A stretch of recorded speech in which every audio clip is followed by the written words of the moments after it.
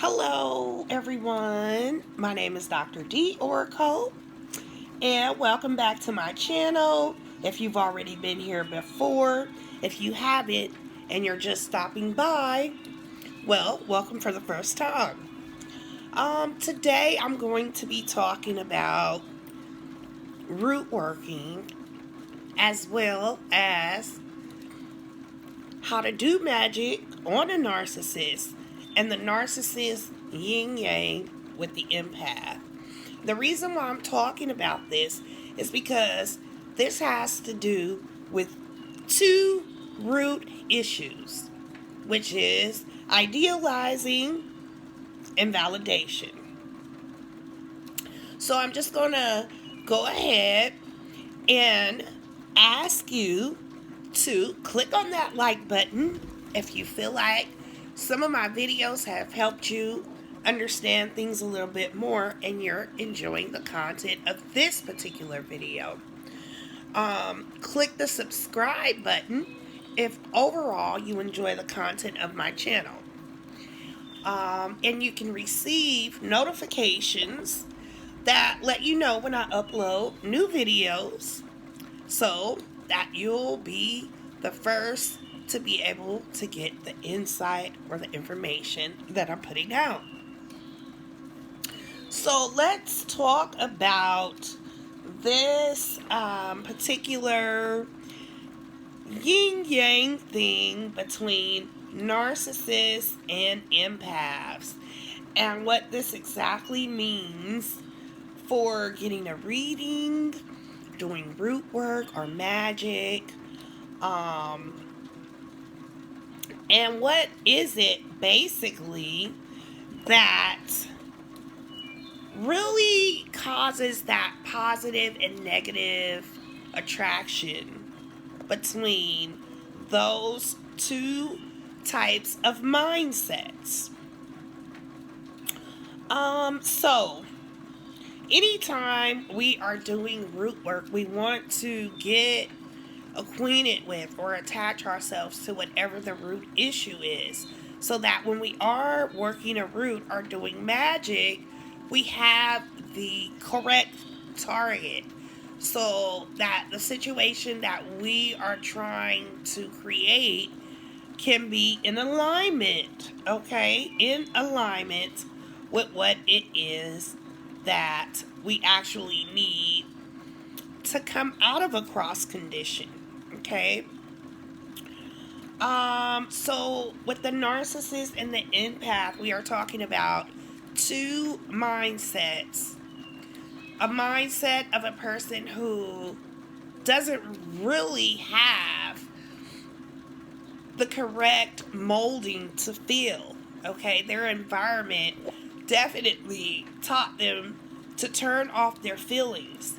Mostly with narcissistic people, their parents either overcompensated or undercompensated in particular areas of their lives.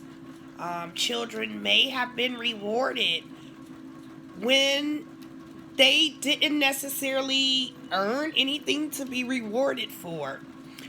Maybe they were rewarded for giving narcissistic supply to a parent, okay?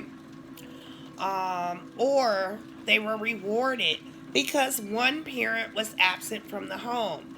That is going to be common with both empaths and narcissists. The narcissist, though, develops some sort of contempt, okay, for his caregivers, okay, because they never really empathized with him as a child. So they may have or may not have given them things, but they never really validated that person's feelings.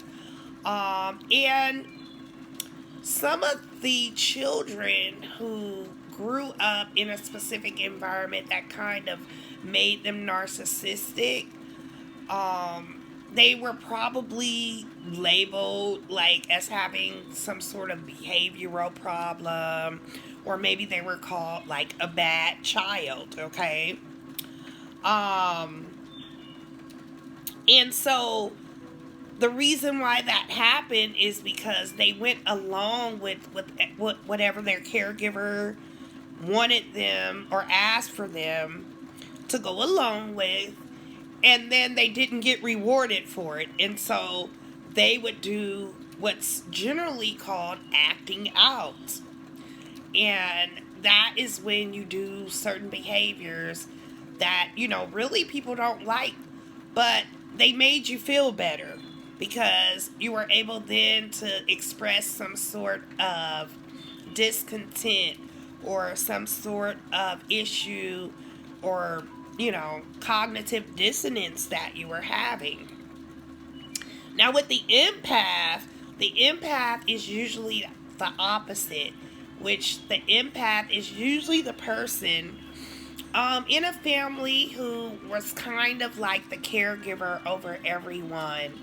And even as a child, when they were supposed to be having a childhood, older people, older caregivers, really counted on them for some things that were inappropriate and out of alignment with them being a child. Sometimes that was sexual abuse. It could have been a parent who had some sort of addiction problem, and so their child became more of a caregiver to them, or with an abusive factor, even though the child didn't understand, exactly what the parent was going through. Some of the acting out got turned on the child, or the child was being asked to look at the parent as an adult would look at the child. As an adult would look at the parent, the other parent. And so with that being said, the child never got validation for how they were feeling because they were just being called upon to fulfill a role all of the time. So that's what attracts the empath to the narcissist, because the narcissist is really looking for someone to fulfill a specific role at that time. The reason why the narcissist gains contempt for the empath is because they're putting on this act the whole time, and then they want to act out. It's like they can't stop themselves from acting out. And so when they do act out, then their real true feelings begin to surface, which is, I don't like you because you made me put up this act just to get something that I really needed. And so it's kind of like they get upset because they know that whatever they're giving you and you're giving back to them is conditional, okay? And then they get tired of playing the game. They just can't keep it up no more. Whereas the empath really feels and is into this role or this action of, okay, well, you know what, this happened to me. We can move past this. Let's go ahead and try to save face. Or, if you need help with this, just let me know. But really, both of them are not receiving validation. They're not thinking outside the box to be able to fix the issues that they're having, and they're not self-aware. So when it comes down to root working and people come to me because they've consistently got themselves involved with the narcissist, one of the things that comes out in the reading is that you have unrealistic expectations. And not only that, but you're idealizing, okay? Just like the narcissist has put you on a pedestal, you've also put the narcissist on a particular pedestal to where you're always expecting them to work with the fact that I'm empathic and I want to save you and I want to help you. And they're not going to always work with that, okay? It's unrealistic. Even when someone helps or saves someone, it's just for a small period in time. And then that person has to pick up from where they left off and continue to do it for themselves. It's like a God only helps those who helps themselves types of things. And so doing magic or doing root working on a narcissist is going to be a little bit difficult. One reason is because they have missing soul pieces, and magic works off of the mirror filaments of the universe, which means it reflects back upon our soul. Okay? Another reason why it's going to be difficult is because if I call in root spirits to deal with something going on with that person, they're also going to deal with whatever it is that's going on with you. Okay? And so you might think that the narcissist is this horrible person who abused you and put you through all this stress. But then when I open these magical portals and the root spirits come in, they're going to show you what it is that you were wrong about as well, and where it is that you actually need to change your mindset. Okay? And so we have this kind of yin yang dance going on and people attracting narcissists, after narcissists into their lives, or let's just not say narcissists, but people with narcissistic behaviors or people with narcissistic traits. Why is that happening? Well, it's because you haven't fixed your root issues. And so you can constantly say, this person's wrong, this person's wrong, this person's wrong. And indeed, they are wrong. But the fact that you have a pattern of attracting these people into your lives with these same behaviors shows that there is an issue with you that you haven't dealt with. So when you're working a root to get to the root issues, self-awareness is going to be really, really big. Excuse me. I've been coming down with something for the past couple of days, but if you can get a reading to definitely pinpoint those root problems or root issues before you do magic, excuse me, you will save yourself the hardship of facing those root spirits when they come in to show you the truth.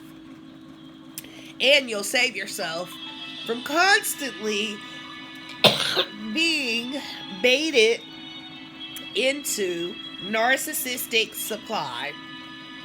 So I hope you like this video, and if you call me to get a reading and we find out that you're involved with a person with narcissistic behaviors, I'm probably going to tell you that there's only a couple of ways that you can deal with this using magic, which is to ruin things in that person's environment by taking away their job, people around them that love them, and causing confusion and discord and wrath in their lives, or walking away.